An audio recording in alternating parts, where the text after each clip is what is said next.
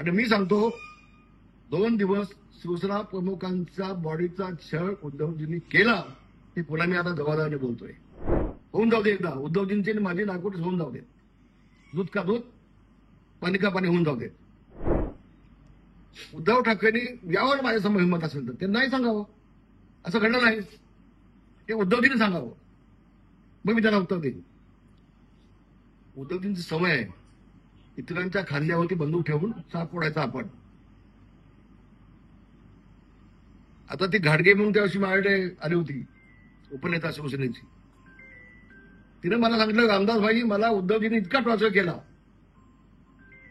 की तुम्ही रामदासांमध्ये बोला, तुम्ही रामदासांमध्ये बोला. ती म्हटली मी काय बोलतो ज्येष्ठ नेते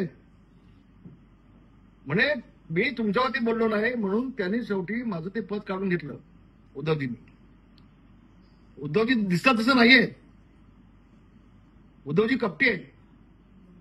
आणि मी सांगतो 2 दिवस शिवसेना प्रमुखांचा बॉडीचा छळ उद्धवजींनी केला हे पुन्हा मी आता जबाबदारीने बोलतोय.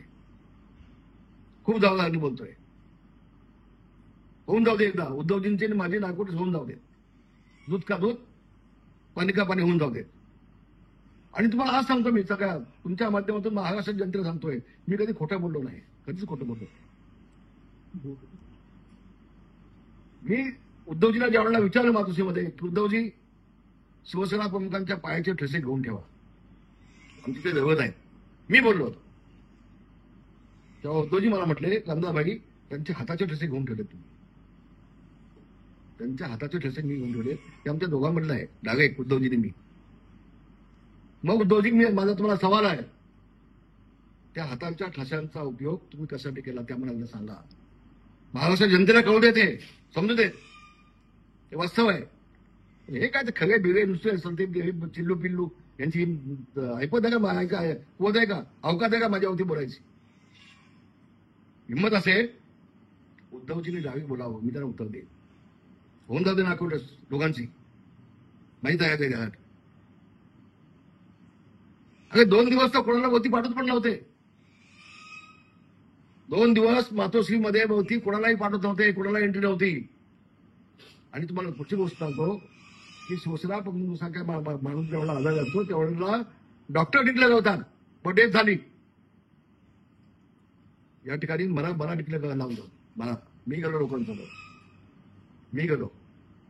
यांना माहिती आहे काय खगे फेगे सगळ्यांना काय अतिशय जबाबदारीने बोलतोय मी.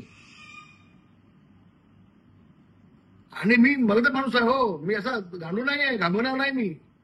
एवढंच आहे की इतके वर्ष मी बोललो नाही ही गोष्ट मान्य आहे मला. ही गोष्ट मला 100% मान्य आहे. पण काल ओघामध्ये ती बोलून गेलो ठेवून नाही बोललो काल. भाषणाच्या ओघामध्ये मी ते काल बोलून गेलो. तर उद्धव ठाकरे ज्या पद्धतीनं स्टेटमेंट देत आहेत तसा तो उद्धव ठाकरे नाही आहे हे महाराष्ट्र जनतेला कळू देत. वाघाचा जो कासुराचा मुखवटा त्यांनी घातलाय ना तो वाघ नाही आहे हे रांडगा आहे हे महाराष्ट्राच्या जनतेला कळू देत. आणि म्हणून काल मी ओघानं बोलून गेलो. का अनेक गोष्टी आहेत बोलण्यासारख्या अनेक गोष्टी आहेत. उद्धवजींनी यावं पाहिजे सगळं मी सांगेन बोलेन मी. उद्धवजी सांगावं रामदासभाई बोला बोलेन नक्की बोलेन. आणि ज्याच्या वेळेला मी तोंड उघडीन ना मातोश्रीची कापे घाबरा बसेल मातोश्रीला. माझ्या नादाला लागू नका. माझ्या नादाला लागू नका. मी शिवसेना प्रमुखांसोबत निष्ठेने दिवस काढले. बाळासाहेबांच्या सोबत निष्ठेने दिवस काढले. हजारो वेळा बाळासाहेबांनी माझी पाठ थोपटलेली आहे. त्या बाळासाहेबांच्या बाबतीमध्ये असं घडलं असेल 2 दिवस तर ते अतिशय वाईट गोष्ट आहे अतिशय गंभीर गोष्ट आहे. आणि माझं म्हणणं तर स्पष्ट आहे मीडियानं जावं. साहेबांच्या वेळेला जे डॉक्टर होते ते डॉक्टरने विचारून घ्यावं बाबा साहेबांची डेथ कधी झाली होती. संपायचा विषय मी कुठं बोललो असेल तर. आणि म्हणून जबाबदारीने बोललोय. मी जे बोललोय त्या वक्तव्याची मी ठाम आहे बदलणार नाही.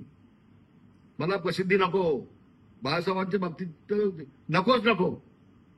पण ही अतिशय गंभीर बाब आहे. बाळासाहेबांच्या माणसाच्या बाबतीमध्ये असं होत असेल आमच्या दैवतच्या बाबतीमध्ये होत असेल सगळ्या शिवसेनेला दुःख होईलच ना. ते का होणार नाही दुःख का होणार नाही. का 2 दिवस शरद पवार साहेब आले होते त्याला वरती पाठवणार नाही. कुणाला वरती पाठवणार नाही. आणि शरद पवार साहेबांचं त्यावेळेला वक्तव्य असं होतं, अरे मिलिंद का त्यांच्या बॉडीला त्रास होतो उद्धव, शब्द होते त्यांचे, मला अजून आठवत आहे. मी मातोश्रीमध्येच होतो. हे तुम्ही केलं पाप उद्धवजी, तुम्ही हे पाप केलंय. हो केलंय तुम्ही. आणि उशिरा का होईना पण महाराष्ट्र जनतेला ते कळू दे तुमचे काय धंदे तुमचे ते.